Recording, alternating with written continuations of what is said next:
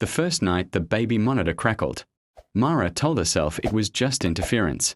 She turned over, pulled the blanket up, and stared at the dark ceiling while the soft hiss of static faded. The house was old. Old houses made noises.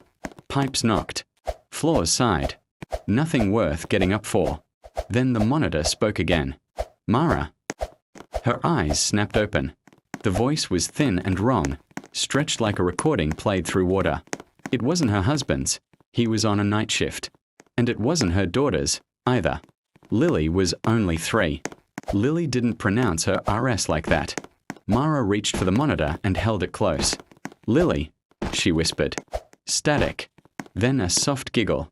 Relief washed over her, followed immediately by a chill. The giggle hadn't come from the monitor's speaker. It came from the hallway. Mara sat up slowly.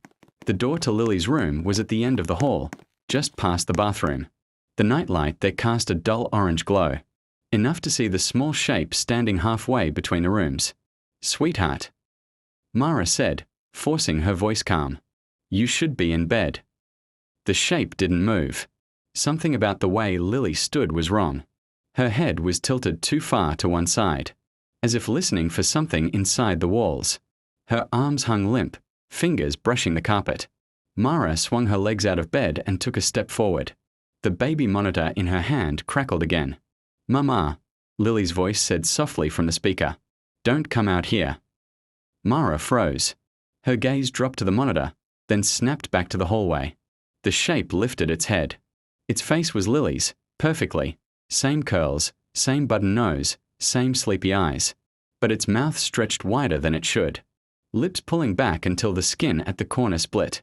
Behind it, from Lily's bedroom, Mara heard the unmistakable sound of her daughter crying. The thing in the hallway took a step closer. Mama, it said, this time without the monitor. You forgot to lock the door. The crying behind it turned into a scream. Mara backed into her room and slammed the door, locking it with shaking hands. The hallway went silent. The baby monitor, still clutched in her fist, hissed once more. Mama. Lily whimpered. Why is it wearing my face?